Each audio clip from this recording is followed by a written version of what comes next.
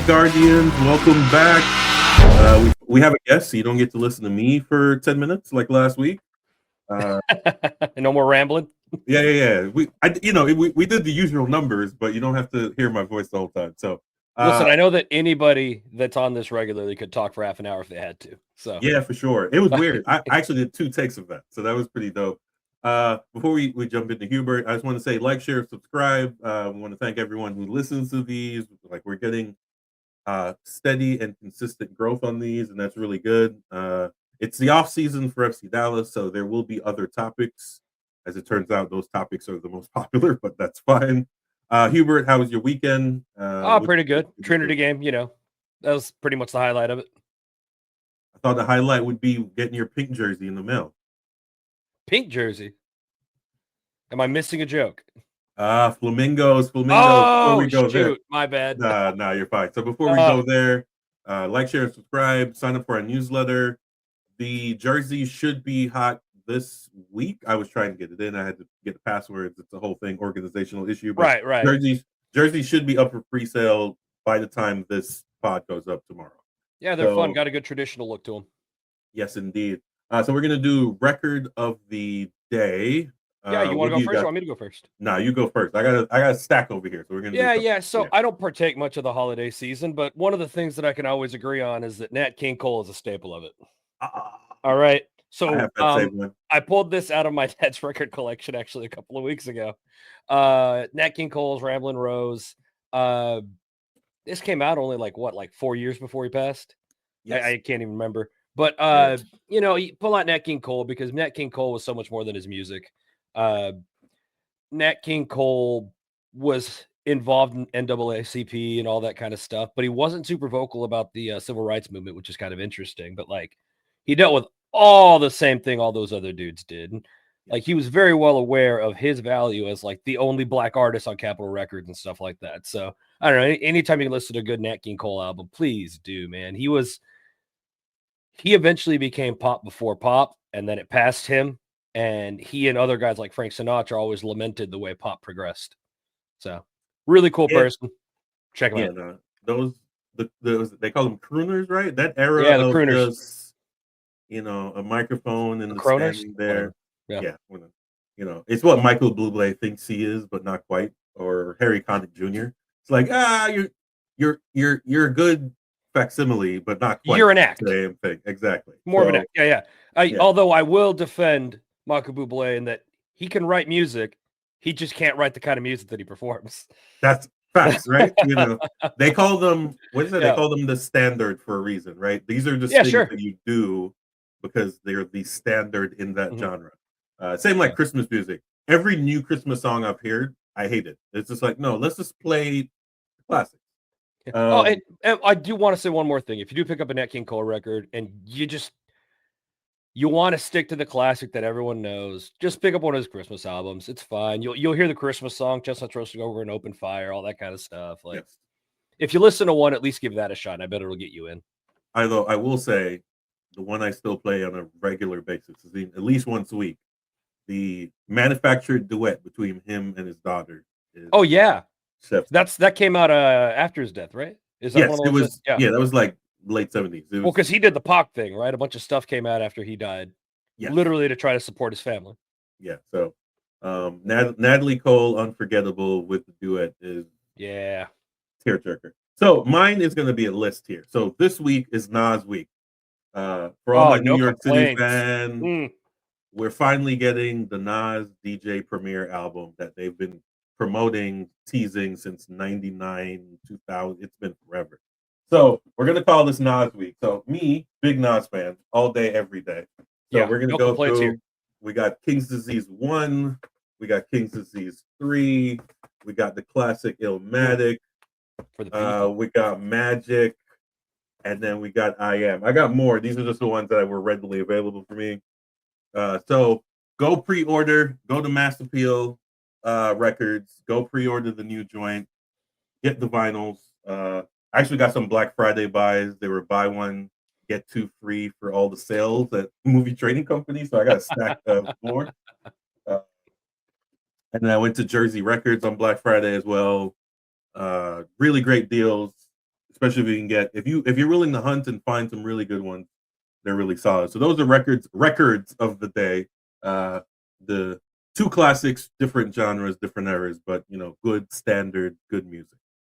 All right, so we're gonna start off with the boys in pink. 47 trophies. 47 trophies to the legend. Retirement of Alba and Busquets. And Suarez, I hope. Hopefully fourth retirement of Suarez for sure. Although if I had an option, he would walk out and get hit by a bus, but that's a different ballgame. That's a different story for a different day. That's not even a soccer issue. Yeah. Did you get to see this? I got to watch most of it at Petticola's. Obviously, I was a little distracted because I was talking to people. But, I thought it turned into a decent game. I think the scoreline flattered Miami, but I do think Miami were better. Yeah. So we can talk about it. So Mueller, injury, didn't practice with the team. He looked off all game. Yeah, at least a touch off. Yeah. Plus, they had the center back with a big hair on him all day, every day. Yeah, in his back pocket. Yeah. That was his assignment, is to make sure Thomas Mueller didn't do much of anything. The double posts, that should have been a goal. That was wild. That's what can we do there? They came on. The issue with them is that they came on too late. They didn't get the goal they needed, or they didn't get the second goal they needed, right. And then Miami, held out long enough to get once Messi got into it, 2 assists, no goals though. Mm-hmm. But it was. Go ahead. I think Vancouver came into this thinking they could probably just take some pressure for a little while and maybe try to tire out the older Miami and then maybe try to go for it late. But that one goal going in the way it did, I think kind of broke that game plan. Yes. And then, they just couldn't quite finish it. I mean, like you said, at the one double post one and, the one they did score one off the post too. So, yep. Hit the goalkeeper, hit the post, go in. I do actually think this was a fun game though. No, I mean, fun to me.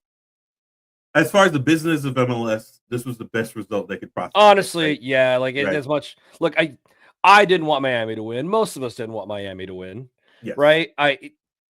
It's hard for me to argue that they weren't the right team to win it, but that's sports, right? We argue about it. I will say I felt less upset about watching Messi lift a cup than I thought I would. I thought I'd be pissy about it, but I think watching. I think that Peter, Third Degree, said something on Twitter about Busquets, Alba, Messi, we're all celebrating pretty hard about winning this. And, made me feel a little bit better about it, not just being going to the office, at least. It made me feel better about the whole thing. It's still not great, but you know what I mean. I don't know why people assume this, right? When people say it's a retirement league, they make it seem like these players don't care. These guys are professionals. These guys, their whole MO is I win. Well, and I think I've been guilty of that too. Yeah, I've definitely been guilty of that. Well, and winning is fun. Exactly, especially in this era, right? Yeah, Messi went and got all his friends. He's playing with all his friends. Of course, they're going to celebrate winning. Yeah, right. I'm sure he was pissed when he got knocked out in the first round. Like, what the fuck is this? Right? We were the best team in the league and we lost in the playoffs, so we're not the champion. I'm sure that was confusing for him. And then obviously the 2 retired players are going to celebrate going out with a W, right? Yeah. That's a given, right? Right. You should. This is your last game. You got your friends and family here. You're going to look back. This might not even be the most important trophy for them, but they're going to look back and be like, I went out the way I came in, which is as a champion. Right? And so they get to go and party in Miami tonight as retired soccer players and be like, I don't care what I eat or drink tonight. That's a fact. I guarantee there was a yacht off the coast of Treasure Island somewhere down there. Just absolutely mayhem. Just think of the food you could get in Miami. I would be just throwing Cubans down. Right. So, like I said, it's, to me, he was going to win one.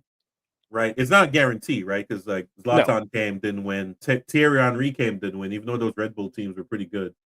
So it's not a guarantee that you get the aging star and you win. But when you get the best player in the world, he probably should win one.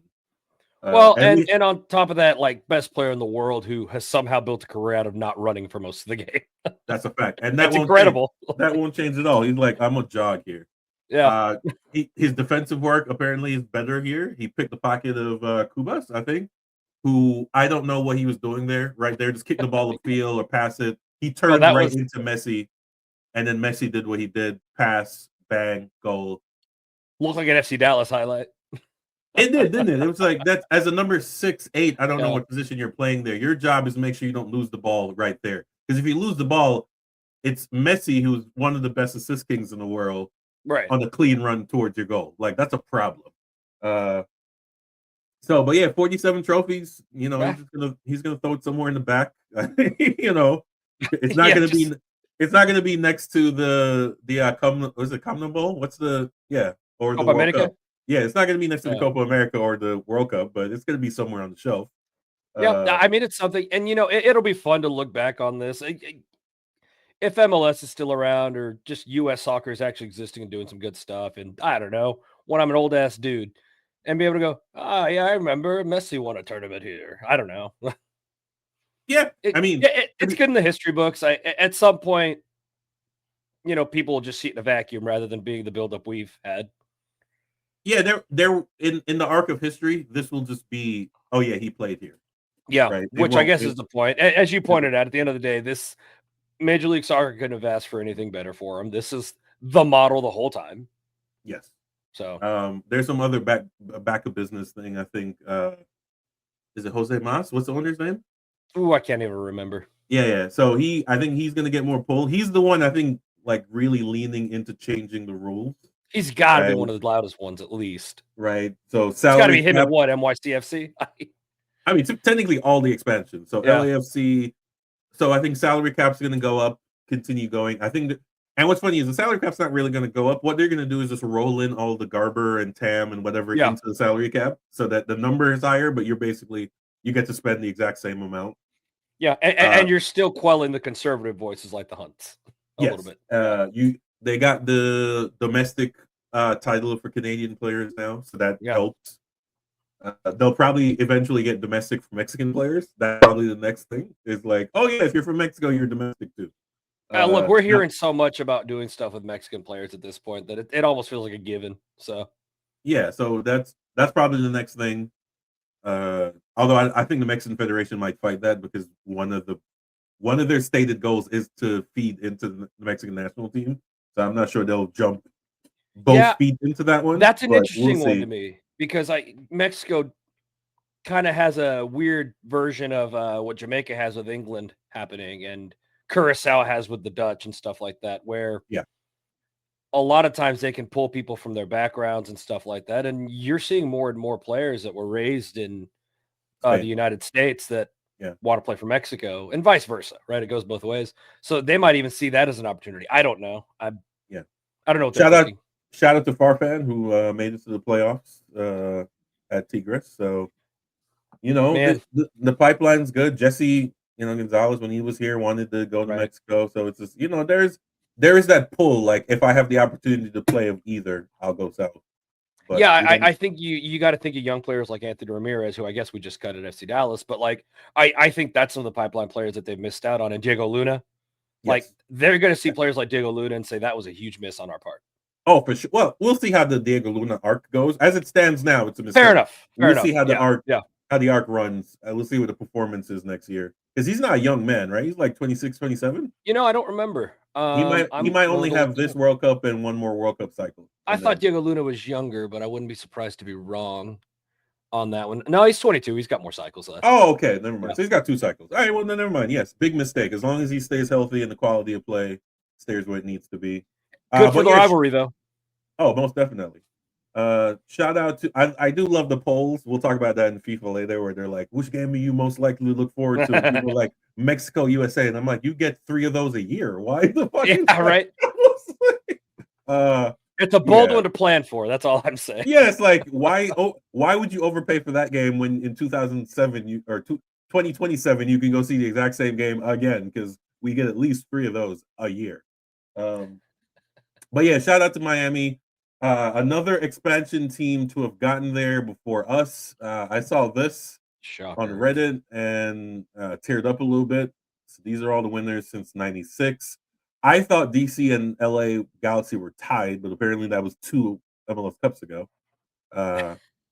So it's the Galaxy, they can still use that as a calling card. Like, we got 6, and we got more than double the third. Columbus. They'll probably get another one here in the next 2 or 3 years. That is the dynasty that is the parity that people say MLS has is a recent phenomenon. If you look at the early days, it was DC Galaxy. And I think the parity ends up being more along the lines of anybody can make playoffs, right? Not that anybody can win it. I think people make that confusion. I really do. Yeah, and that's just not true. Yeah, it was like, no, the Galaxy is the Galaxy. That's why Landon Donovan can walk around here with a hairpiece talking all the nonsense like he's the greatest U.S. men's national team player ever. I wonder if Deuce gets pitched to him. Like, I left, I challenged myself, I played with the best of the best. I came back here, I banged in goals, and you have this dude just running around here talking about like he's Captain America. Like, I'm very confused. I wonder if Dempsey cares, because sometimes I get the sense that he's on one of these channels or whatever, just kind of getting a paycheck, which is fine. Like, you did your time, get paid for it. Because the way he acts and talks on him, he's just kind of there chilling anyways. Yeah, he's just like, yeah. I'm not sure if he even thinks about it. Yeah, nah, he's the reason. He's the kind of player I wish Jordan Morris was, or what's my man at AC Milan now? It's not Musa. No. Our guy, our Captain America, the quote unquote Captain America now. You know who I'm talking about? Yeah, Pulisic. Oh my god. There we go. I don't know why that's. I kept thinking Yunus Musa for some reason. Yeah, but we want that with chip on shoulder. Like, I'm the best. I'm gonna go travel and say that I'm the best. And instead, Jordan Morris, he stayed here too long. Now he's got the injury bug. He's at the downtail of his career. Right. I'm not sure he makes the national team next year for the World Cup. So I'm not sure. I think you want just like a splash of that crazy. That's like what I'm saying. Michael Jordan's always the example, right? Like, just a touch of I'm the best, and if I lost, it was an off day. I'm gonna kill you next time or something. Like, exactly. Like the story. The story of Deuce where he's like, oh yeah, I traveled from Nacogdoches all the way to DFW to come play club football. And you look at the map and you're like, oh, that's not a very close distance.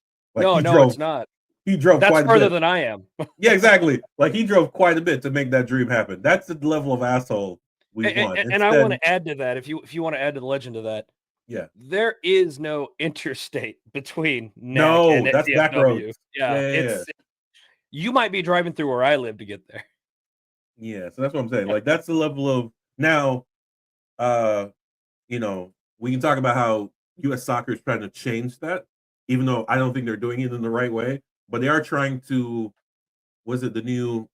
We'll talk about that next week with Dan when Dan's here. Hopefully, we have a guest. Where they're trying to do a team in every. Not I remember the terminology, but they're basically trying to make sure there are more club footballs in more neighborhoods so that kids don't have to do that trip. Right. But the easiest way to do that would be working with the existing professional squads and like make sure that all you guys have an academy instead of let's go. To be honest, I read through their plan. It's really weird to me that the Federation is working on things not really within their purview, right? Like, the youth game is not really within their purview because it's technically that's under the purview of U.S. Soccer Amateur, whatever that acronym is. And then they're trying to come up with a new plan for college soccer, which again, not under their purview, that's under the purview of NCAA. So the thing that's within your control, which is the professional ranks, you wipe your hand of it, but you're trying to do a whole bunch of shit. It's definitely there. Yeah, that's definitely some weird stuff there. Yeah. So, anyways, but yeah, shout out to Miami FC. Shout out to Messi. Great game. I know everyone and their mom probably wish they moved to Hard Rock, got 60,000 or whatever. It would have been sick, man. Would have been sick to do that. Yeah, whatever that stadium holds down there in Miami. But I think there was a game this week, so Football Lines was never.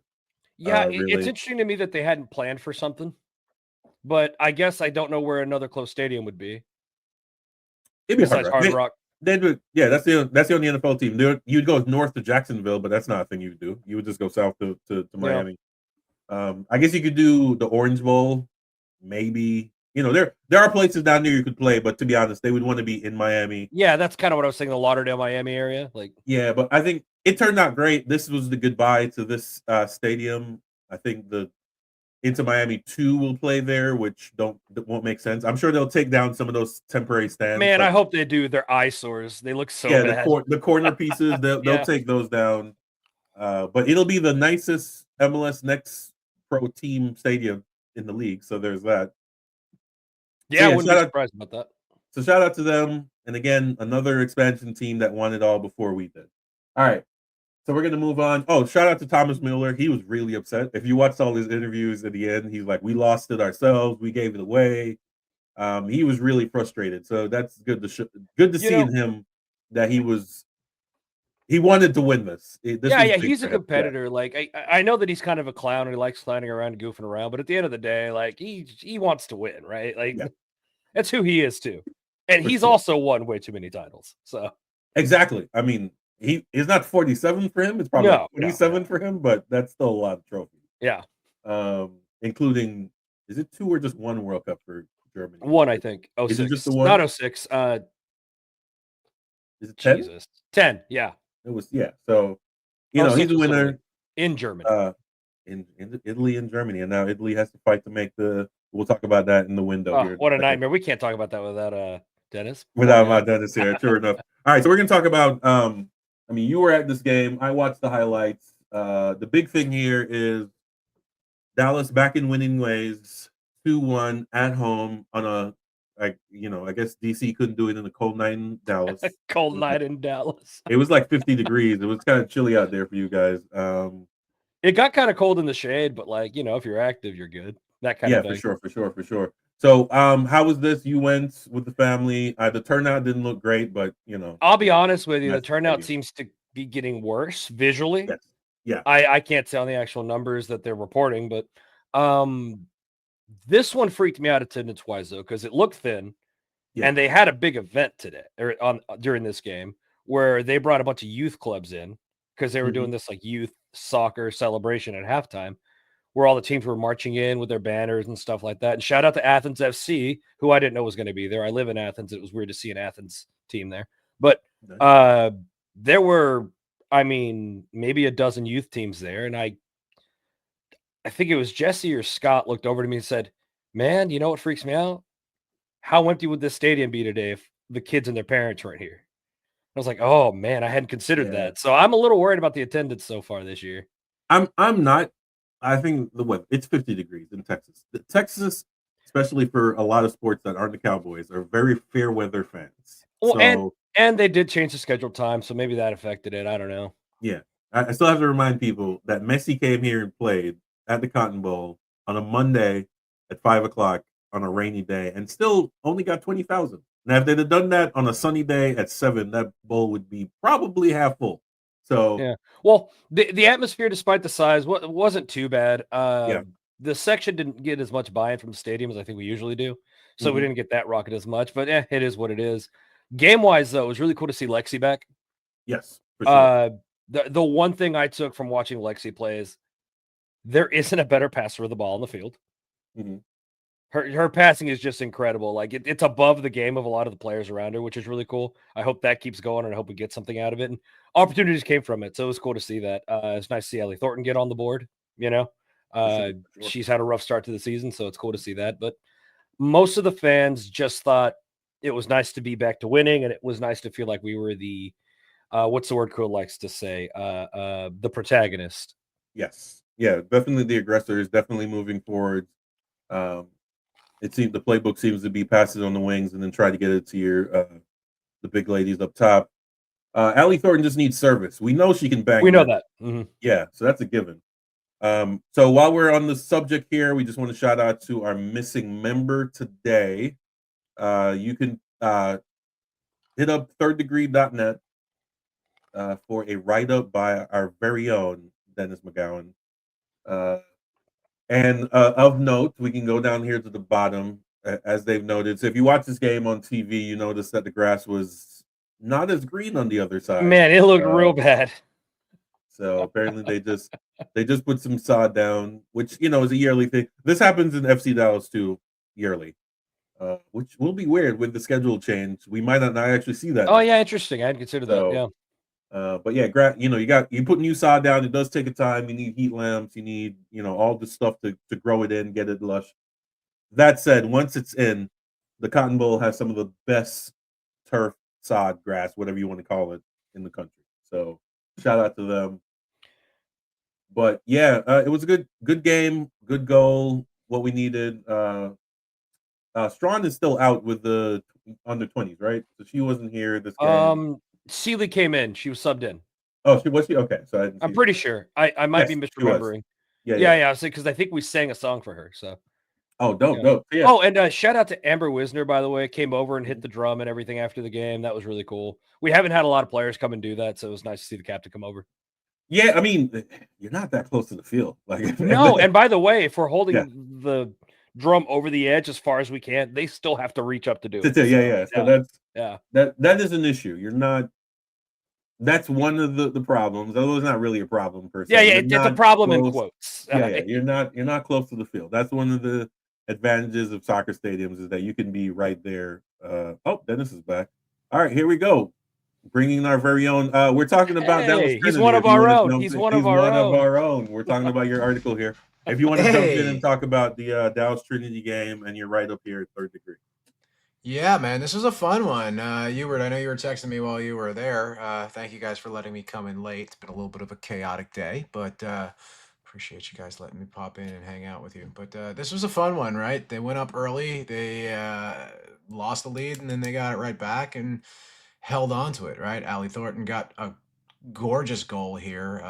Hubert, what did that feel like in the stadium? Because it looked like that first one just looked like the place went nuts a little bit. Yeah, I would say, at least for the fans that have been at most games, it was a bit of a release, The vibes leading up to this were everyone pushing about the whole Lexi coming back and everything. And I think scoring a goal, Lexi coming back, and her passing being directly connected to everything we were doing, to cap it off with our Golden Boot winner getting good service was, cathartic in the stands.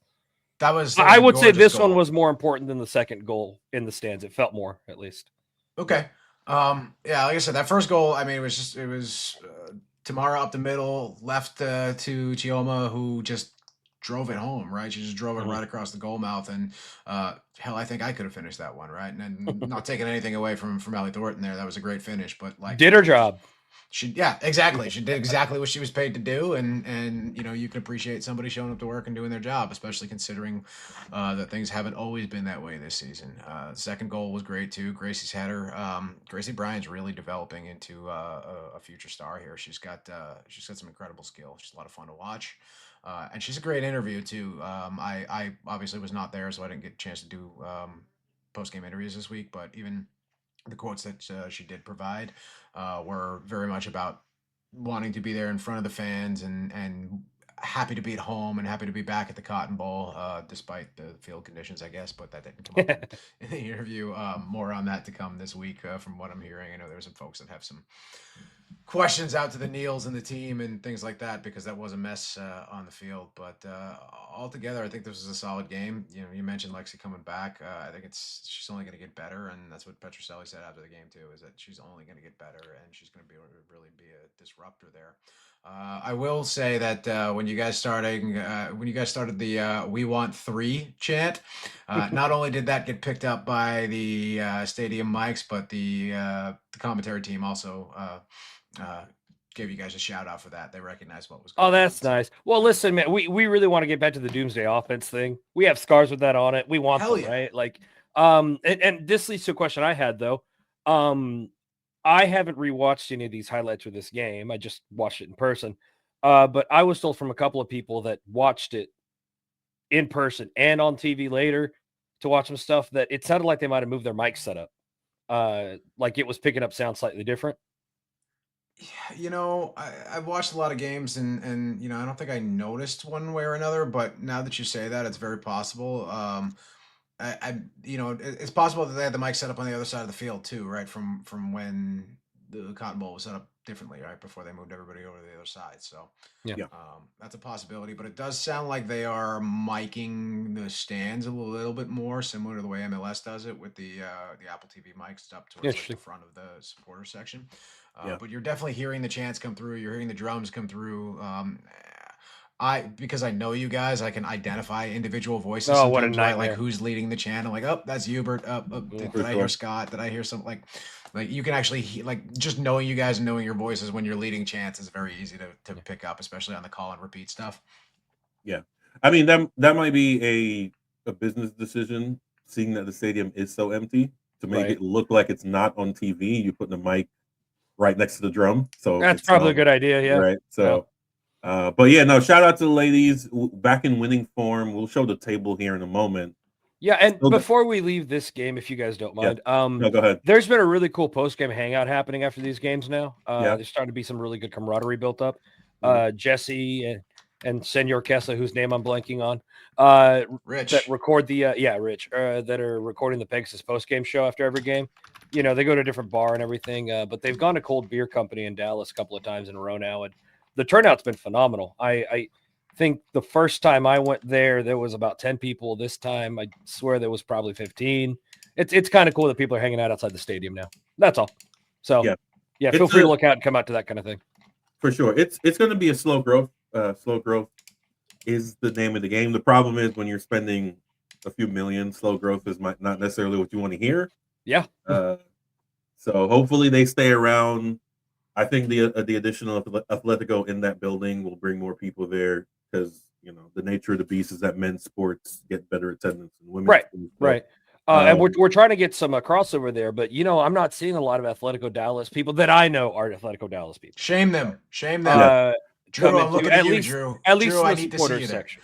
Yes. Yeah. At least in the supporters section. I can't speak to the whole. Yeah, I don't want to hear any, oh, well, I can't make it down there for a women's game, but all of a sudden when Atletico's there, people are showing up. So, yeah, we don't want to see that. Name and shame. Although to the Lunaticos credit, the dialogue has at least started to get something planned for that. So good. I know, again, we make fun of this all the time. They announced too early. They're trying to hold the momentum. I think fall next year for Trinity will be better. I think they'll try to do some more cross promotion, especially when Atletico starts to sell their season tickets. I think that will definitely show. Hope so. It was a busy weekend for the ladies across the league. You know, again, shout out to the Golden Girls for their W. Jacksonville doing what Jacksonville has done most of the season here, banging in some goals. Tampa Bay, I don't know what it is. Maybe they need some NWSL loanees. They are not what they were last year. Yeah, crazy. And Lexington holding off Spokane. This was a really good game. Unfortunately, the stadium was quite empty. The weather was not great. I think they're getting a cold front out east, so that's not helping. And then Carolina Ascent, which got 10,000 people in that stadium last year. Some reason it's not really doing well. I don't know what the issue is on that side, but again, slow growth and addition of teams are what's necessary for this league. But until then, let's support them the best we can. Peacock's still the best streaming and streaming deal on the planet. Let's hope they still exist in 12 months. Now too? Yeah, I was going to bring that up, but that's going to be it.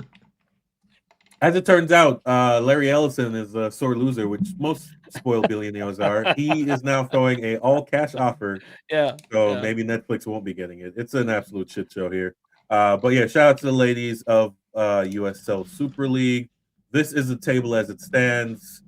Jacksonville has kind of caught up to Lexington there. We are mid-table, lots of work to do. And again, Tampa Bay going for the wooden spoon. So Spokane has 15 matches played. Holy cow. Yeah, 15 and 1-1. They're a time machine. You can't beat them. Them and Brooklyn apparently. Yeah. So yeah, it'll all even out. Iowa officially announced that they will have a Super League team in 27-28. Oh, seriously? So I didn't hear that. That's awesome. That's pretty dope. Well, rephrase that. Should be in 27-28, although they said the stadium's not going to be done till 28, so I have no idea how they're going to work that. They're going to be in Des Moines? Des Moines, Iowa. Yeah, so they also got their funds, their federal funds, but it's a super fun site, so it involves a lot of cleanup before construction can start. Maybe so they're aiming for 28. Yeah, so maybe they can get Des Moines Menace legend Matt Hedges to get involved. To get the coach. Yeah, the legend that is, for sure. All right, so we're going to quick turn around. Just a quick note on Trinity too. I do believe the January transfer window I believe the Super League matches up with the international window, so January might be interesting, right? You might see some NWSL loanees coming in. You might see a few different things happening around the league. You might see some roster moves start to take shape. So just something really interesting to watch. And I'm going to drop a plug in here real quick. I am working on, and this will be ready during the break, I'm going to do a mid-season recap of Trinity. So check that out when it's out. No doubt. As far as the NWSL loanees thing, I don't think that actually happens because technically their season ends. So I don't know if But NWSL is aligned with the same window, so they can. Oh, so they can sign it. Yeah, I don't know if you guys paid attention. There was a bunch of announcements of apparently because the NWSL season has ended, all loans end. So all of the people who were loaned to the Super League are now just out of it. NWSL has to switch over in order for those loans to make sense for Super League because there's entirely too much. We sign you on a loan, but it's only like 3 months. And then it's annoying. Like it doesn't benefit either side. For sure. All right, so we're gonna switch over to some big U.S. soccer news that isn't FIFA related. So the Open Cup, we knew there were gonna be some adjustments, obviously, with the World Cup being here. Although to be honest, it's not really that big a break. Let's just make the announcement. So there's gonna be a new format for the Lamar Hunt U.S. Open Cup. The federation announced. There's only going to be 80 teams instead of the 105 I think there was last year. And with all the new teams in USL, it was probably going to go up to like 120. It was going to be excessive. So it's going to be 80 teams. The big news here is still only 16 MLS teams, the ones that aren't going to Leagues Cup, but only the independent MLS Next Pro teams are going to be involved. So that's a big cutting team. Yeah. And then only the playoff teams for the USL are going to make it. So that's another big cutoff. And none of the new teams that are joining USL or are professional ranks are going to make it. So that kind of sucks. I was looking forward to the Cosmos. That was the storyline and all that good stuff. Boise as well. Fort Wayne, brand new stadium. That would have been fun to see Chicago drive down to Fort Wayne for that. But none of those new teams none of those new teams are going to make it. The only upside to this is that the 32 open division spots still exist. So all the amateur teams that would have qualified are still going to qualify. So, Hubert, any thoughts on that? Yeah,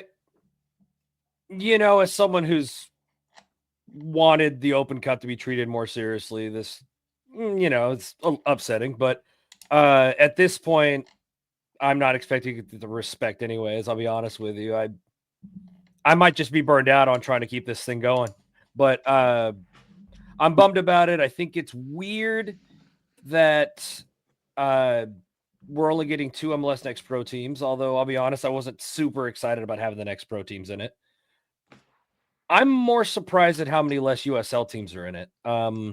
I think for a while there, what really led the charge to keep this trophy going was the USL involvement, which I thought was cool. I'm curious what happens if we do end up having a holdout with the USL Championship with these teams in the Open Cup. Do we know anything about that? How that would play out theoretically? The Open Cup isn't until a couple. It takes a while for them to. You would assume that shit would get worked out by then. Yeah. I was just curious if it did end up that far, how that would work. I'm excited that we still have the open division spots. Get your teams like a Farolito and stuff like that. Got to root for the Burrito Boys, but yeah, I'm disappointed, but I'm kind of just hoping it's because it's a weird year. No, I mean, here's the thing. I don't think that's why, but I'm hoping it is. This is the thing. Once a thing happens, this is what's frustrating me about the World Cup is that once a thing happens once, we never go backwards. Prices never go down, right? We had to do this for inflation, but once inflation goes away, do we lower the prices? Not a chance in hell. The same thing with 5 subs. Oh, we're just doing this for COVID. That's never going away. So we're clear about that. So once it happens, it won't unhappen. That's not a rule, but yes, there does happen. Slippery slope. Yeah. It's a red herring. It's a fallacy. Yeah, all that good stuff. No, let me tell you why you're wrong. Let me tell you why you're slippery slope assumes that things happen automatically, but it's only true because people have this recency bias about it. Let me use college words for you, unlike that Oklahoma University student who wrote a shitty paper and got mad about it. I'm not allowed to talk about that.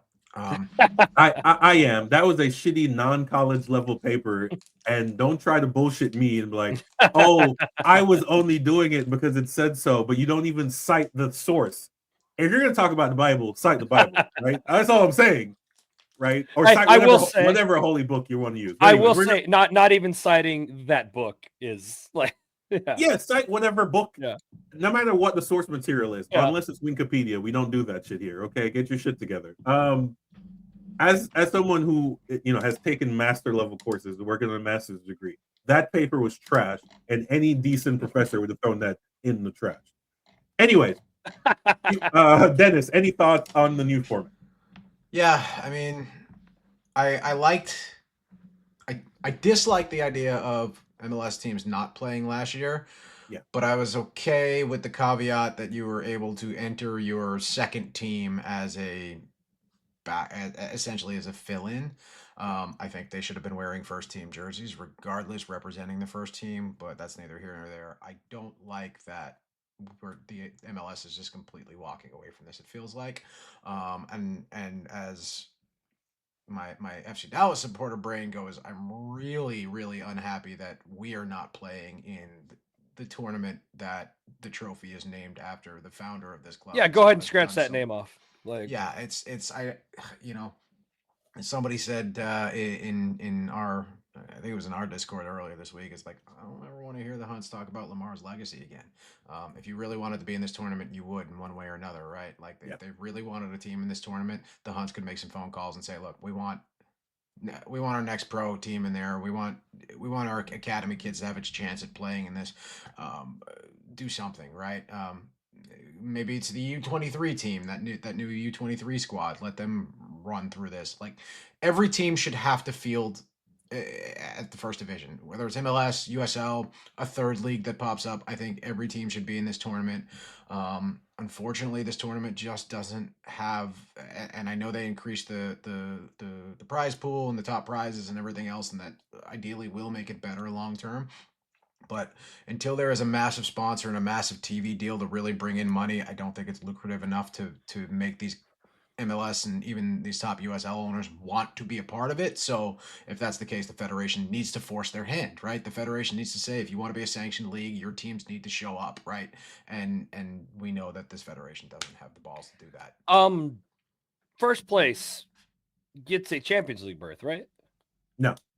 Well, yeah, they do. You get a Champions League berth and 400,000 payout. Yeah, honestly, it surprised me that more players. I thought the top payout went to $1 million now. No, the overall pool of payout is $1 million. Oh, yeah. Either way, I'm surprised more teams don't fight harder to get that berth personally, especially these like not even quote unquote top tier MLS teams. Yeah, but they make more. They make $1 million, like $6 or $7 million, just to be in the League Cup. So yeah, it's fair enough. Yeah, money. I have always been a proponent of the federation only shows power when it hurts everybody else except MLS, and that run is continuing on with this decision. Well, and moreover, even the times when they have done anything, it's been pathetic. Yeah. Someone did point out to me, though, they were like, why did USL give in? And I'm like, I don't think you realize this is 3D chess. The USL is trying to get carve-outs for its promotion, relegation, and Division 1. Yep. They are not in a position right now to fight the federation. So they're just going to go along. They're going to play along to go along. And I'm not mad at it because those changes, those PLS changes need to happen. So if you have to do this, also, this might be incentive for the USL teams to not flake at the end of the season and, put in some work and, but whatever. And you know what? The value of the cup is only if everyone's involved anyways. So yes, if USL has a full buy, it's still not really the value of the cup. Just do the Jägermeister Cup. It's good. That is the play. The Jägermeister Cup is just as valuable at this point. At this point, you do what's funny is the payout for the Jägermeister Cup is 300,000. The payout for the Open Cup is 400,000. So it's like I win. And by the way, watch the Jägermeister Cup. It's a great tournament. It is a fantastic tournament. It's a lot of fun. Although it's USL Cup, I think Jägermeister's contract ended last year. So okay. They get a new sponsor. Or maybe it was a 3-year deal. The Malort Cup it is. I'm gonna say it is an easy thing to sell. Hopefully they pick a name that always makes it sound cool. Like Jägermeister Cup sounds awesome. It does sound pretty sick. I don't want it to be Milwaukee's Best Cup next year, or MGM Bets Cup next year, or whatever the Winston fuck Cup. No, sorry, that was something. I mean, the way the betting stuff is going, it'll probably end up being one of those. It probably will be a betting company. The DraftKings Cup. Yeah. I hate that's that. What it's gonna be. I hate I'm not mad. Make it $1 million payout. Let's make it work. Yeah, I mean, let's fingers crossed. This is a hiccup for the World Cup, and then we go back to having all the professional teams, at least for USL. Because for USL, this is the big thing that gives them a measuring stick against MLS, right? Yeah. So, well, and fingers crossed that whatever USL teams are in this, like we get a winner and they're in this competition, and like the bigger competition after this. Like, let's go. That'd be awesome. I'd love it. The goal is to have a USL club team in the Champions League. I think that'd be awesome. It'll be scenes when I don't know who would I pick. Let's say New Mexico United beats Club America in the final of the Champions League. That would be sick. That would be absolutely sick to watch. Right. The battle at the border. Yeah, I'm pretty sure not though. They would prefer. It really isn't. They would prefer Louisville, just for Yeah. Louisville is USL's version of LA Galaxy. Fair enough. Yeah, fair enough. Like, whatever favoritism we can show, we will make sure it happens. But yeah, that is the new format. It's good, bad, or indifferent. It just is. Hopefully, this USL does get some concessions out of this decision, but let's hope. Save the cup. Right. And give us a women's always cup. Save the cup. Yes. Oh yeah, we were going to talk about that. Please, women's cup. I think we should advocate Open Cup. Yeah, we should advocate for that for year 27. Also, what do you think is going to be the issue when MLS changes the calendar with the Open Cup? Because right now the Open Cup runs through the summer. So that's going to be another issue that has to be solved. The Open Cup is going to have to move, which means USL is going to have to move. It's going to be a shit. The Open Cup doesn't have to move. You can still enter your team. I think it gives them more of an opportunity to say enter your teams and make this you can make the group round or whatever the first rounds are, not the group, but you know what I mean, that they're the early rounds. You can make that your MLS preseason. I think that Major League Soccer will probably use as more an excuse to get out of it. I'm sure it will, but if you wanted to do it right, you can make that your preseason, and then the tournament starts. You can play meaningful games during the course of your season. The issue is, I don't think the Players Association would be on it. Yeah, that's fair. I don't think they're going to be done. Right. Again, but here's the thing: the Federation actually has absolute power on this because everyone agrees. Part of the PLS that they use to browbeat every other division says you have to compete in all domestic competitions. The only domestic competition there is the U.S. Open Cup. Right. So that's the only one. Written. It is literally written. This is not like guys.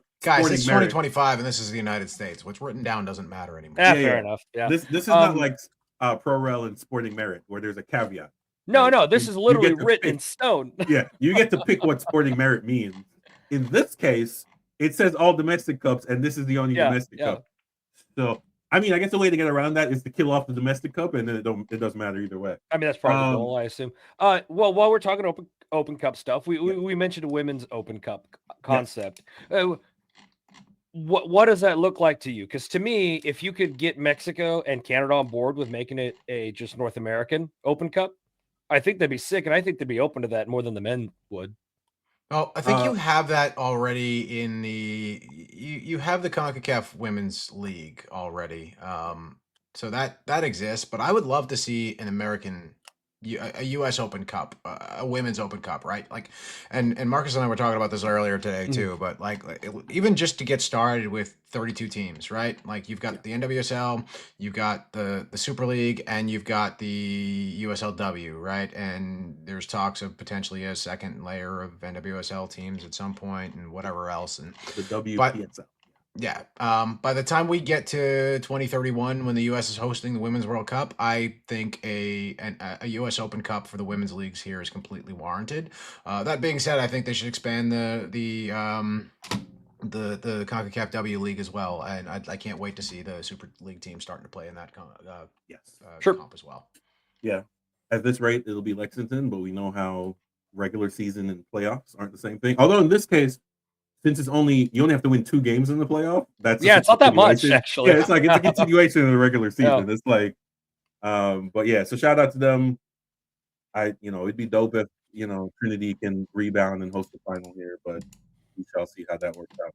All right. So the other big news this week, and to be honest, this is the only news that is of relevancy here, is the World Cup draw, which is the shit show. We're not even going to talk about the fake prize that was invented because we have to stroke this man's ego. I wonder if Fiorentino called him Bubba while he was doing it. I'm just confused. Anyways, or did he call Gianni Bubba? I don't know. Whichever, somebody was Bubba in this instance, and it probably was us because we're the ones getting fucked either way. It was giving Make-A-Wish. The whole thing was giving Make-A-Wish, kid. I'm just saying. Most definitely. It was crazy. All the celebrities, the presidents. I'm actually shocked he didn't try to arrest the Mexican president while she was here because he's an idiot. Marcus, before you get too far into this, I do know Dennis has to bow out too. Maybe we get his opinions pretty quickly. Yeah, go ahead, jump in. It's a draw, right? These things are dumb, right? And these things are, it's something that could take 15 minutes, and they stretch it out to 3-4 hours. And this could have been an email. Right. This meeting could have been this all day on site could have been a Slack message is really what's going on here. No, it's fun to watch the draw. I was at the watch party at Toyota Stadium on Friday, so that was a lot of fun to be there and just hang out and see a bunch of people that I haven't seen in a while since playoffs ended for us feels like 6 months ago at this point. But I don't think we have any dramatic surprises here with the way the draw is built now. We don't really have a group of death. I mean, if there's anything close to a group of death, it's maybe that group L, but even that's not, you've got England, Croatia, Panama, it's a group of death if you're the U.S. men's national team in that group for sure. But if this was Ghana 10 years ago, yes. Now, this Ghana is definitely not that same Ghana. Yeah, this is not the Ghana of a decade ago. Yeah. Funny enough, quick note here before you continue.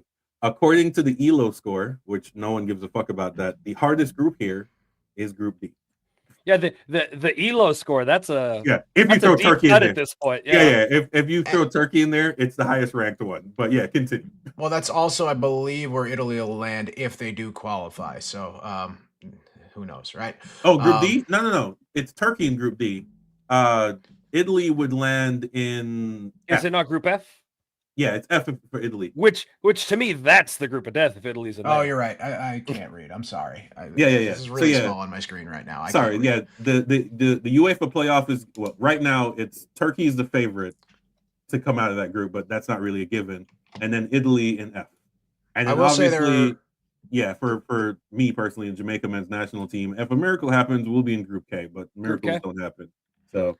Yeah, but Dennis, continue. I think there's a lot of great first round matchups here. I mean, look, the TV show, the production, whatever it is, what it is. We'll do a little YMCA or whatever the fuck we got to do here. I don't know, but there's a lot of good first round matchups here. I think, and we've got, I think, the best slate. We've got the best slate of group matches here in Dallas, so that's gonna be really fun too.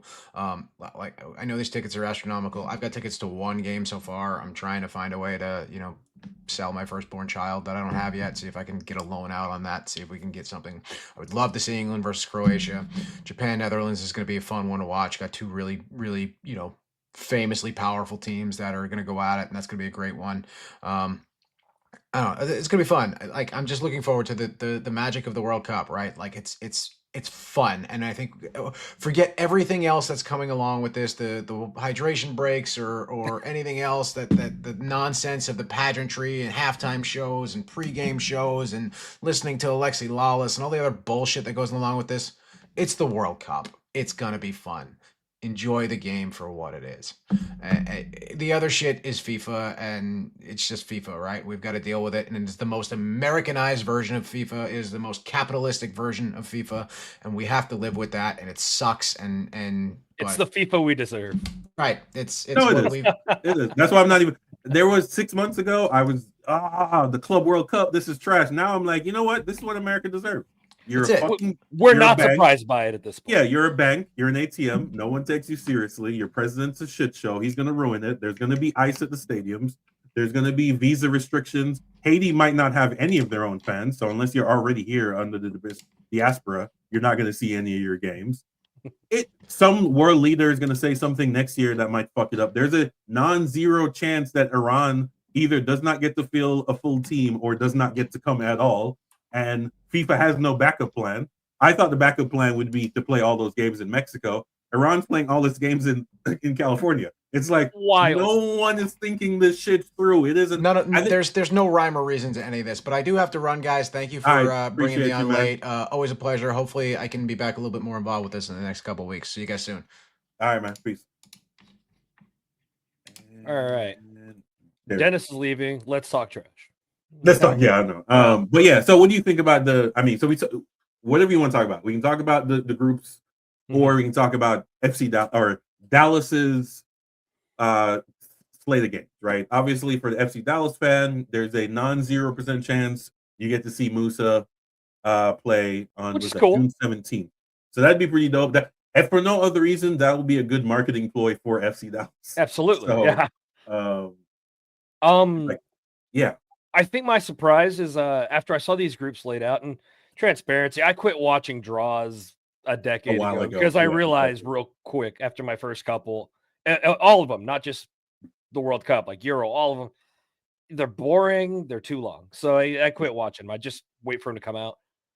I was surprised at how excited I actually got about some of these groups. You know, as somebody who didn't like the idea of expanding the amount of teams, granted, there's still some matchups here that are ridiculous and teams that probably shouldn't be on the stage, but whatever, I'll take it. I'm happy for those teams. We'll see. I'm looking at this. I don't see any blowouts here, except for I don't see that many either, which is where I'm surprised. Jordan might get blown out. Uzbekistan, Cabo Verde, Cabo Verde, and then Curacao. Even looking at Curacao though, like Curaçao's at least like able to hold their own a little bit. No, they're gonna get a 7. Either Germany or Ivory Coast is putting 7 past. Yeah, I don't think Ivory Coast does, but I think Germany can. But here's the thing: that doesn't really mean anything because Brazil got put 7 on them. So you can be the right. You can have one blowout and still be okay too. Like if you do it the right time. But honestly, even there though, like Ivory Coast, I'm kind of the same boat as Ghana. They're not at their strongest right now. Yeah, the African division, like Nigeria didn't make it. It's been a weird, like the Africa Cup of Champions. That division of teams is not as strong. Now the joke is because most of them just go play for France, but France is the African team. Yeah. And a quick disclaimer: a lot of my opinions I'm getting here, I've already listened to Lars Sigurdsson talk about this on the Lars Resort and the kick around everything. So my brain has already been tainted by other people's ideas. So I'm probably not saying anything original here.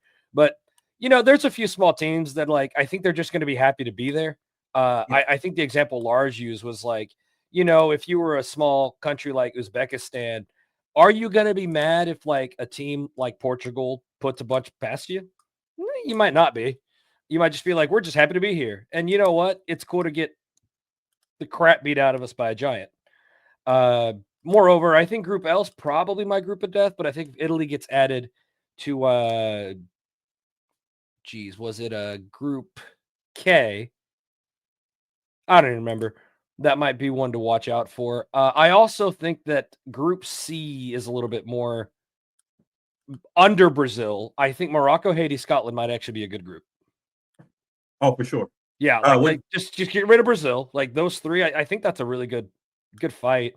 I think Canada, Mexico, and the US all have a decent pathway. Although I think people are writing Paraguay off a little bit more than they should. That being said, that would depend on whether they find their form that they had over the last year or so, and they've been losing it. So who knows about that? Yeah, that's what I was going to ask. As a Mexico fan, what do you think about your group? I don't remember who's the 4th team.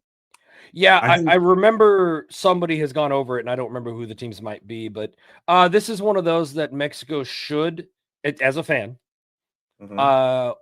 and the consensus I'm seeing from other Mexican fans is it's a group that they should be able to walk through, even if there should be some competition. If Mexico doesn't go through as a first place team, the fans will be complaining. I will say that. Oh, okay. So Group D might end up in the UEFA playoff D, which would end up in Group A, is going to be Denmark, North Macedonia, Czech Republic, or the Republic of Ireland. Yeah, I'm not afraid of any of those. Yeah. I mean, Denmark is probably the strongest. Denmark's the worst one, yeah. Yeah, Republic of Ireland making it would be pretty dope for them, for sure. I'd like that. Do you have a matchup you're looking forward to, specifically in this first round? I mean, to be honest, if Jamaica makes it, I'm happy. If not, I'm just looking at the teams that I know will be the stadiums that I know will be empty. So I'll travel for Saudi Arabia, Cabo Verde. I'll travel for, let's see, who else? Empty stadium. Uzbekistan versus whoever in Group K. That stadium will be, well, everybody except Portugal, because Cristiano, even if he doesn't play, will sell out a stadium. I think the Colombian team will sell out a stadium in the U.S. Yes. So I guess it just depends on whoever is in playoff. Yeah, you're right. Well, that'd be us. So that'd be Jamaica. So if it's Jamaica, Uzbekistan, yeah. If it's Jamaica, Uzbekistan, what? Yeah, cheap tickets. I want to bring up something that Lars pointed out. Lars is Norwegian, so he was very focused on Group I, which Norway's in. Obviously, it's really exciting to see, Holland play against France, whatever. And Norway's not a pushover, but they're not a phenomenal team. He was bringing up that one of the things he likes to watch in World Cups, and I do too, is watching former colonies. And Senegal versus France is a big former colony game. And there's always a chip on those teams' shoulders when they play their old daddies, I guess. I know. I mean, I don't think they have the quality, but it might be a nice, fun, gritty, violent game, though. You know what I mean? Yeah. Like, it's kind of what I hope for. And again, France is just Africa South or Africa North. So yeah, right. But yeah, I'm looking at the French team, and they're good, still solid team, but they're not France of 2 cycles ago. They've also kind of got the whole England thing where, like, a bunch of great players that for some reason never put it together anymore. Like, I will put my I'll put my note in on them depending on how they treat Holland or how they treat Erling Haaland, the best player, the best individual player in soccer at the moment. So we'll see how that works out. But this is it for everybody in our region, Dallas Fort Worth. You'll have some good games. You'll be able to see Messi. I mean, that game is probably already sold out to this day. Oh, no way it's sold, right? Yeah. The cleaning crew can take off 2 games because the Japanese fans will clean the stadium for at least 2 of these. So, it'll be spotless too. Yeah, it'll be absolutely spotless. So shout out to them. But yeah, this is the draw. We will have 6 months or more to go over this. In March, we'll find out who all these extra teams are, so then we can go more in depth at who we actually think will show up. That some of these, the 4th team, I'm hoping every home team gets a little bit of home cooking when it comes to the refs. We saw what happened in Russia. We saw what happened in Qatar. With Daddy Trump in the stands, will there be pressure to do some bullshit? Who knows? Look, home field advantage is a proven statistical fact. Yes. So it has been proven scientifically. we shall see. I hope Turkey comes through because I want this group to be somewhat competitive. Australia is not a whipping boy, but not very good. Right. And then Paraguay they just beat, so maybe.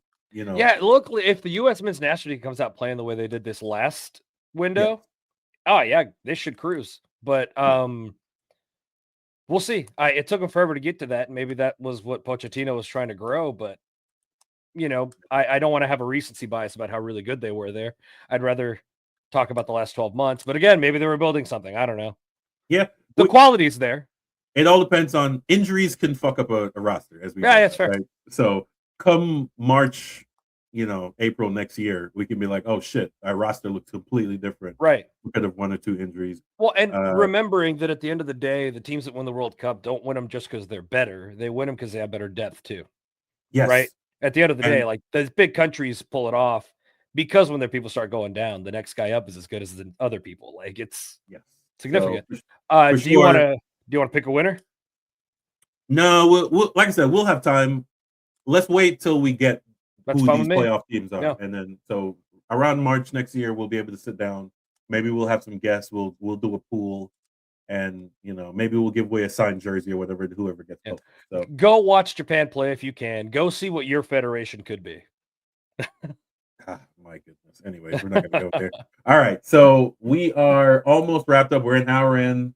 So this is the around the ground section. So we're just going to hit multiple things here. So number one is, we talked about this team earlier with the crest. It was a hit or miss. We'll see what it is. They released their home kit. And to me, this is a miss. All black with green. No, I'm hoping the away is a white kit with green stripes, but who knows? Or white kit with black stripes. No, green stripes. Green stripes. But this is the home kit. They just announced this week. Any thoughts? I mean, I don't hate it, but I don't think it's anything special. I'm always a fan of sublimated patterns that they did, but at the end of the day, if you're more than like 10 feet away, it's just a black jersey, right? Exactly. The design of this reminds me of a kit from like a decade ago, though, which is kind of weird, like the underarm panel thing. Yes. But again, I'm not a designer. I don't particularly see a lot of Hummel jerseys that I'm super excited about. So maybe it's just a product of that. But I don't know. I don't think it's a bad one, but I would have rather come out with more of a punch like you're talking about. A big hit. Yeah, that when I saw their jersey sponsor, I was already not excited. They don't really come out with great. They're not known for coming out with great kits. So that was kind of already in the back of my mind here. Yeah. So. Look, I'm required to hate green and black now because of Austin, but moreover, I actually like green and black as a color palette, and I think you do a lot more with it than that. Exactly. So there's that. Do I not have? Did I delete that one? Oh dear. All right. So we'll just continue. Do I see a Ford sponsorship on the shoulder there? That's interesting. Yeah. Yeah, they have for the Boise area Ford dealership is one of their sponsors, and then as is the want in America when you have to give your players healthcare, or if you want to give your players healthcare, which is an issue for the PA, you put a hospital district on your chest and you work that out as a plan. I'm not mad. If that's the way you got to make it work, then make it work. It would be better if the league as a league got a insurance company as a sponsor and worked that out. But how things should work aside, this is a smart way to do that. Yes, exactly. So yeah, that is for me. They'll do the away kit here probably in January. So we'll see. If it's white with green stripes, I'm gonna give it a pass. I think I'm with you on that. Vertical or hoops, I think I'd be all right either way. I'm worried that they probably don't want to look like Celtic though. Oh, who cares? Like, Yeah, fair enough. It might be recognizable and they like it. Who knows? Yeah. But yeah, so another around the ground. So shout out to Tulsa, who I went and saw for the final. Great game. Hopefully they get their stadium plan worked out here. I hope so. Until then, their future rival, has gotten their funds together. Ground should be broken in Q1 of 26 with an open date of 28. I don't know why it would take 2 years. Wow. For a 10,000 seat stadium, but that is the current timeline. So this is the location here in downtown, right off 40. I think it's an hour, give or take, from Oklahoma City to Tulsa off 40. Yeah. If you take the tollway, that is the location. Nice empty lot near your downtown. Most cities looks perfect. Most cities don't have that luxury. Yeah.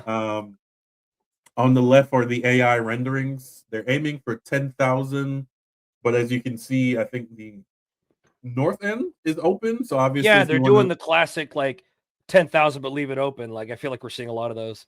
Yes. You leave it open for two reasons. You can put a stage over there, have a concert, or eventually 5,000 seats on that side. Well, here's what I'm confused about with the renderings. I would have assumed that the field, that quote unquote north end was actually going to be facing not downtown. But like I don't see how you align this on that lot to actually have the city on the north. Or maybe that lot's bigger than I think it is, and they can just literally face the city. Oh no, it's a massive lot. It's huge. Yeah, because they're building apartments and stuff around. So like 10,000's not gigantic, so that's fair too. Yes. And I think this is cool. I like this. I think Oklahoma City is a city that can really handle this. We've seen the way they show out for the basketball team, OKC. Like I don't know. I think the sport's there for it. I wonder what it's like getting to this area. I know they're not going to be known for their public transit, but what little they have might even go there. Yeah, there's no public transit. You'll just have to drive. I couldn't remember. But either way, it shouldn't be that bad to get to. I think everybody in that area is used to it being a car city anyways. For sure. No, I like this. This is cool. No, I'm all for it. I'm excited for it. Hopefully they get it done. I'm excited for Tulsa to hopefully have this rivalry. That rivalry against OKC Energy was a pretty deep-seated rivalry for them, to the point where when that team folded, usually you're like, it sucks that we're losing a rival. No, Tulsa fans were straight up like, yeah, good, let them die and bury them. Oh my goodness, there was no love. Yeah, it was brutal. Yeah, so I'm hoping this can blow up into that again. Oh, it should. If for no other reason, proximity. Proximity does that 9 times out of 10, as they say. So, shout out to them. It should be dope. I'm really excited about it. I'm not gonna lie. It's one of them things where. There we go. That's what I was looking for. It's one of them things where like it's much needed between Atletico, OKC, and Tulsa. That's a 4-hour round, or let's say 5-hour trip north, and then you have the Northwest Arkansas team is not USL 1, right? Or championship? No, it would be championship. So great. Add that to it. Yeah. Well, I mean, let's not add that to it. That's not. They don't have the money. The owner's not rich enough. It's if you go in the. Fair enough. So that's probably more of a Tulsa Northwest Arkansas game. Exactly. Okay, gotcha. Yeah, it's. I think they're angling for a Walton pickup, and I'm not sure. I mean, probably. Remind me, what city are they out of? Was it Rogers or? Yes, it's Rogers, Arkansas. Okay. So, but because Rogers, Arkansas is so small, we just do it by region. Yeah. So Northwest Arkansas. Shout out to Onyx Coffee Roasters there in Northwest Arkansas, one of the biggest craft roasters in the country. For sure. So the stadium, I love this. It looks like they're doing the new. So is it Polaris? Is the design firm who's doing basically all of stadiums?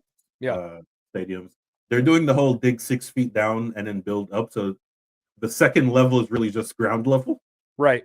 So that to me, that's actually a really good way to build a stadium. I agree. It's one of the things I like about Toyota Stadium. Yes. Honestly. So you build down to build up. So that's pretty dope. But yeah, they got it. It was built into a bond package for school districts and infrastructure improvement. That's one way to sneak 50 million into a package. But yeah, the money is together, so now it's just a matter of groundbreaking. And again, I don't understand why 2 years, because Fort Wayne broke ground 6 months ago, and they're on schedule to open in March.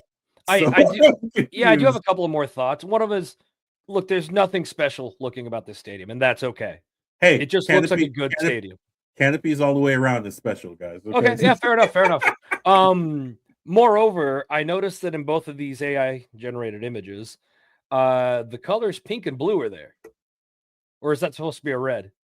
I think it's pink. It's let's not hint at anything too strong. Okay, am I reading into it too much? Probably. Yes. So they finally removed the old Energy logo off everything, so it's no longer going to be called the Energy. Okay.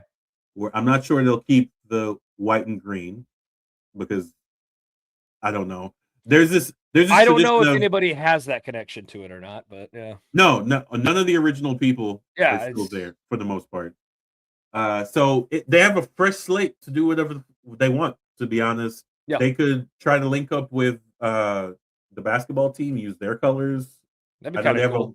I know they have a minor league baseball team that plays across the street. So whatever it is, I don't know. Oklahoma City doesn't have many professional teams, so they basically can do it if they want. So, but this is it. This is just around the grounds. Happy for these guys. Looking forward to Tulsa getting their 5,000 plus seats. That seemed to be the minimum USL is going for these days. Multi-use stadiums, which again, I'm not upset about. If you're going to get the people to pay for it, it needs to be used more than 20 weekends a year. Yeah, well, and as you and I have talked about, right? At the end of the day, multi-use and like a decent quality of facility. Yes. That's all I want. That is I know. So for me, I always get mad at the real estate play, but this is part of what the PA is arguing for is better facilities. And I know that's a good thing. That's not really something you can put in a CBA because you can't say, "Oh, well." That seems like a tough thing to try to. Yeah, it's going to take years for that to happen. So I get the argument, but there's not a thing you can really rush. Yeah, and I suppose really what I mean is that to the discussion you and I have had about minimum stadium quality qualifications for like D1. Yes. Like I would much rather it be high quality than it just be big. Yes. I've always said instead of this, it shouldn't be a seat requirement. It should be a facilities requirement because that's what FIFA have. FIFA doesn't have a seat requirement. They have a facilities requirement. You need locker room for men and women teams. Then you need referee men and women locker rooms. Then you need like the facilities are more important than the capacity of the stadium. So, but there we go. So shout out to OKC Pro Soccer is the placeholder name. If they're not going to open until 28, we won't know anything till mid 27. Yeah. So there is that. Lastly, great city for a team. I'm excited for that. Oh, most definitely. Mm-hmm. Looking forward to the road trips. Atletico v Oklahoma City. So that's another thing they can host the game during Fair Park. That'd be pretty sick. Yeah, I'd watch that. Let's watch that one. All right, make it a derby for sure. This is as we wrap this up around the grounds. J League finals were played last weekend, so these are the three winners here. Mm-hmm. The Antlers, the most wins, but they haven't won in 9 years. So is it 9 total now? So I don't know if it's 9 total. I know they haven't won in 9 years. That was what I saw. It was a hell of a game. They were really happy about this. Stadium was absolutely packed. I didn't know they were the most winningest team in this, but I always thought Kobe was the. Yeah, I mean, they be the big money team, but right. I think it's them or the Red Diamonds are the most hated around the league, right? Yes, the expansion teams that bring in, that try to throw money around. But you are What's correct. That like? I know, right? You are right. This is their 9th title, but first in 9 years. But this is counting only the 33 years of the J League. Right. Not overall. But which I hate when they do with Premier League. They do that. They're like, is it the most wins in first division or is it the most leagues in Premier League? Well, my favorite is when you hear them like, "Oh my God, he's the first player to blah blah blah blah blah blah blah," and then whisper, "In the Premier League." In the Premier League era. No, no, this was exciting. It was a great season. Like the points totals came down to the last match day. I mean, it was great. Yeah, there was an opportunity for another team to pull out win there, and they all they had to do was win, and they won, and you got to take it that way. It was pretty great going to a J League game, actually 2 J League games while traveling, so that was pretty dope. One more can I say? Next time I go, I definitely have to hit a lower division, maybe a J2 game next time I make the trip. But it was pretty awesome. As someone who works. Go ahead. Sorry. No, as someone who works overnight, this is like prime time for me. So as someone who's up till 4 a.m. every night, this is prime time for me too. Yeah. They haven't done the promotion playoffs yet, right? No, they have to do. That's coming up this next weekend. It starts. Yes. Yeah. Because if I'm not mistaken, the winner automatically, and then the next 2 play up, right? If I'm not mistaken. I think so. Well, hey, if you're up late at night and you want to watch good soccer, I would say on par with Major League Soccer at least. Go watch a J League, man. It's on YouTube for free. If you want to watch good soccer at free, their early game starts at 10 p.m. So 10 p.m. Central. It's a good time. That's their early game. As long as you don't mind that a lot of them play in Olympic stadiums, so there's a track around it. Sure. If you like Italian soccer, you'll get over it. You'll love this for sure. Yeah. But shout out to the Antlers, man. That's pretty dope. My favorite logo for sure. It's hard for me to choose, but there is a nice simplicity to it. That's Yeah. As long as you don't cheer for Toko Verde, which is the green, they're basically same kid as Austin. So it's another green and black. Look at that. Yeah, we can't do it. But that is around the grounds. We can talk about some other stuff. We found out we can wrap this up here after this. What are your thoughts on a 3 p.m. kickoff Eastern for the World Cup final? I think as we've already mentioned in the chat ourselves, it's prime time for someone else, but I think they do consider that the bigger market for them. And I think they were always going to try to do that kind of thing. But I also think if you're looking across the slate for the whole tournament, I think we're going to have games playing as late as midnight. Well, yes, on the East playing, not starting. Sorry. Yeah. Which is pretty wild. But I don't know. I'm okay with it. I kind of expected it to be that sort of thing. Boy, I hope they don't pick a weeknight. I'm sure it'll be on a Saturday or something. But imagine a weeknight in New Jersey, rush hour at 5 p.m. after a World Cup final. It'll be a fun time. It'll put the one good city with decent public transportation to the test. I will say that I'm excited to go to a brewery or something and watch this game live with a bunch of people and then still be able to get home at a reasonable hour. That is so. I think part of me is the time frame. The times of the kickoffs are kind of fucking me up because I'm so used to the World Cup being somewhere else. Yes. So I'm used to like 6 a.m. wake ups or yeah. So it beats Korea, Japan for me. I'll say that. Oh, for sure. Oh my goodness. Oh, you're gonna watch the game? Yeah. I'm looking forward to the ratings, TV ratings here. Very curious. Yeah. We never really 20 million people, I think, watched the last one, which was Russia, if I'm not mistaken, and the time difference was kind of wonky. And you're saying U.S. broadcast numbers? U.S. broadcast numbers. Okay, I was gonna say because that sounds we could never because there's a comparison NFL TV numbers to everywhere else. It's like, well, until they play here again, we'll never really know. I don't think we hit NFL numbers, especially if we're doing 3 p.m. That's not really. I think we can easily hit 40 or 60 domestic numbers. Yeah, I think it could happen. As someone who knows nothing about that kind of data, I think it could happen. Yeah, I think easily. That's more your realm. Yeah, I think we can easily hit top 10 viewership because every year the top 24 out of 25 shows on television are NFL games, and the other one is usually a college football game. So at this point, right, we're a football city, so we'll see. And by the way, the Cowboys-Chiefs game recently finally got some old school numbers again. I think they were it was the highest viewed game this season. Was it? The Cowboys-Chiefs game, which is interesting. Which kind of makes sense, right? The Chiefs are the Cowboys are America's team, quote unquote, and the Chiefs are, even though they just lost, so I think they're out of the playoffs for the first time. Which is wild.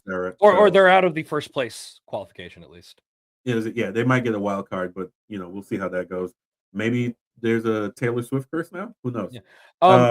I want to say real quick too, for the younger soccer fans that haven't been following it that long, the World Cup in Korea and Japan. What time were those kickoffs for us? If they did, so if we use the J League as an example, their prime time, which is usually about 2 o'clock kickoff for them, is 10 o'clock our time. So yeah, well, I remember for that World Cup waking up at 3 a.m. to watch a game and stuff like that. It was kind of fun though for a month. Yeah, so like depending, I mean, it's the same thing with if you watch the EPL, right? Our noon game is their very late game, so it's. Yeah, I get why they do it, right? They have to look at the map and says, where can we put this game where we get the most amount of eyeballs everywhere on the planet? Yeah, they want to be able to say 1 billion people watch this game. And they will, no matter what time of day it is. So 3 p.m. Eastern is noon California time, which means that it's probably 10 o'clock in Asia and it's 8 or 9 in Europe. The Africa time slot really doesn't matter because and we're not even really in a time delay. You remember that era where you could just time delay a game? Like, we'll just play that at prime time, our time. Yeah, crazy that was a thing. Yeah. Right. Now if you do that, people already know the score. I'm not saying no one will watch the game if you do that. I'm just saying less people will care because they already know the outcome.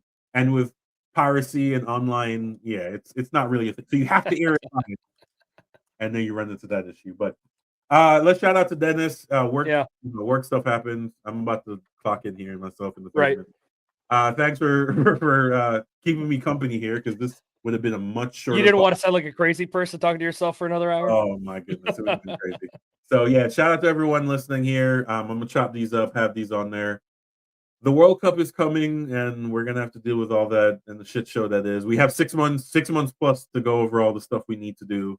And there's no FC Dallas, but because of the sport we follow, which is the World's Game, there's always news somewhere on the planet. So we will find something to talk about. Yeah, there's something somewhere. For sure. So like, share, and subscribe. Thanks for watching. Record of the day. I'm going to try to make that a segment. So we're going to put that out as an individual thing. So you have anything to shout out before we? No, nothing else. Just, drink local, support local. For sure. Guardians out.